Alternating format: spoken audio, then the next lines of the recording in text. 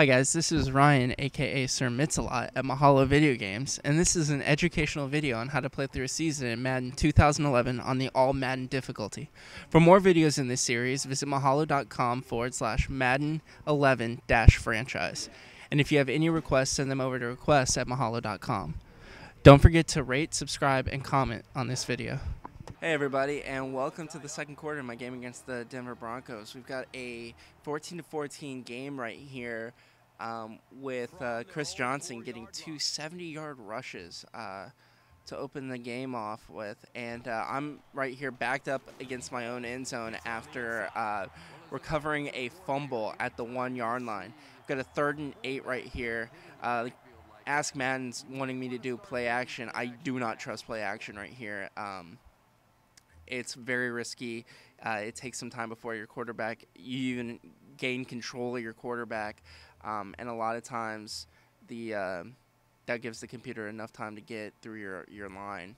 So I've got Nate Washington on a slot route right here. That's who I'm going to be looking at, but he's jammed at the line. I'm going to have to just run it, and I'm going to pick that up with Vince Young. That's a nice run by Vince. We've got, I think, 170-something rushing yards here and no passing yards for the Tennessee Titans. No passing attempts either, as far as I know. The only pass plays that I've even run, Vince Young has rolled out for a run. So Vince Young going to Randy Moss, who drops it.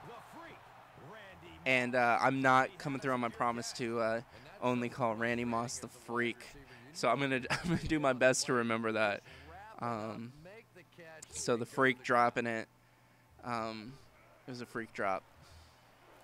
And this time the freak comes down with it, and for a 7-yard gain.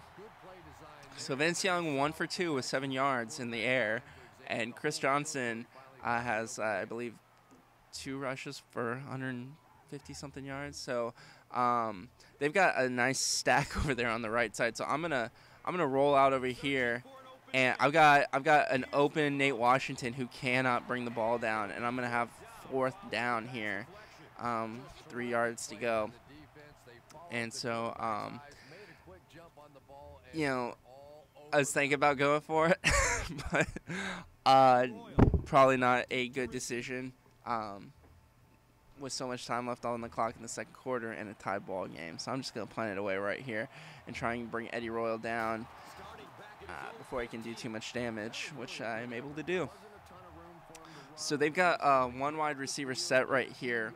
This definitely looks like a run. And Noshawn Moreno, actually the entire Denver Broncos backfield has been running over me. You know, like nothing. Like Noshawn Moreno almost at 100 yards already in the game. And Krell Buckhalter had a ridiculous touchdown and wow, he gets what a great throw as he's being hit. That's some amazing accuracy by Kyle Orton. I'm not sure if I believe that completely. So right now the Denver Broncos really giving me all I can handle. I've got Vince Young 1 for 3 with 7 yards, but Chris Johnson 145 yards on 2 rushes. So maybe I just won't even hand the ball off to him anymore. That's a pretty impressive per carry average. But I think I'd rather get him some more yards. And Cortland Finnegan, there we go. Now a lot of times on those, it's tempting to go for the interception, but you know, on those one-on-one coverages, unless I've got a dead beat on the ball, I'm probably going to go for the swat. That's another issue I have with Madden. A lot of times it will not register that you have tried to swat the ball or intercept the ball, and your guy will just keep running and let the receiver catch the ball pretty much uncontested. So doing a lot of man coverage right here. Man can be pretty sketchy. As you can see right here. Yeah, I mean, like that one, I am just very happy that the game even acknowledged that I pressed a button right there, because Werner is not very quick. He'll let a lot of guys go past him. I try and give him over the top help, but you know, it's hard to just concentrate on that. And finally being able to corral no Sean Moreno right there. So we've got a 3rd and is it 8 right here. And no Sean Moreno is wide open on the left. I'm trying to get over there, but it's not going to matter. He's going to get Brandon Lloyd deep for the touchdown. You can see right there my secondary not doing a very good job. I'm going to try and... Nah, I'm not going to... Just kind of failed right there. So, no block for me. But I've got a minute and a half left to try and get down the field and get this ball in the end zone. If I can go into the 3rd quarter tied, I'll be pretty happy. I get the ball first. A big reason why I do that. And Chris Johnson's going to break a touchdown. Wow, this is 3 returns in the past 2 games. And Chris Johnson definitely making a case to be MVP of the game right here and making a strong statement for MVP of the season. You know, an early candidate for that. But he's going to have to fight no Sean Moreno for it. I think Chris Johnson will win a fight with no Sean Moreno. I think Chris Johnson could punch him in the face and then run away. And then when no Sean Moreno runs out of breath, you just run back over and punch him in the face again, then run away. I think that'd be a pretty decent strategy to employ. That's a Carmelo Anthony strategy for anybody who follows basketball, except he uses slaps, and then he runs away. So really kind of hating on the Denver professional teams right now, or at least their personnel. But I'm okay with that. So for anybody who's curious, I don't know why you would be, but just for your own knowledge, I am a San Antonio Spurs fan. I grew up in San Antonio, so definitely going to be hating on any team that's not the San Antonio Spurs. So, oh, Sean Moreno fumbles it, but yeah, Denver's definitely going to get the ball here. I'm not even going to try. When they start off with that big of a lead, it's pretty much no way you're going to get that ball. So Denver's going to call, it's going to get a booth review, and apparently it wasn't a fumble anyway, so I don't even know why the booth is reviewing that. I don't know what the point is. You know, they got the ball back. I mean, I could understand if I got the ball, but, you know, to each his own, I guess. And they're going to go deep here, looks like. They're throwing into double coverage, and I'm making it triple coverage, and Werner's going to come down with the ball. Pretty poor decision-making right there by Kyle Orton.